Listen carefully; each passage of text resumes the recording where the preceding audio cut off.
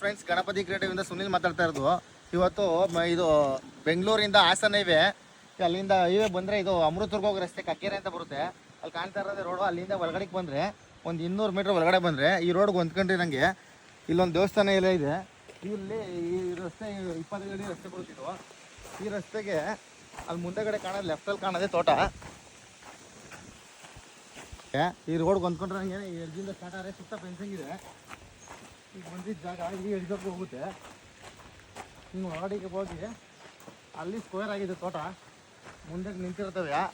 ಇದು ಒಂದು 250ರಿಂದ 300 ತೆಂಗಿನ ಮರಗಳು ಬರ್ತವೆ. 200 ಚೇಂಜ್ ಜನ ಬರ್ತಾವಂತೆ ಮರಗಳು, ಹೊಸ್ದಾಗಿ ಹಾಕಿರೋವು ಎಲ್ಲ ಸೇರಿ.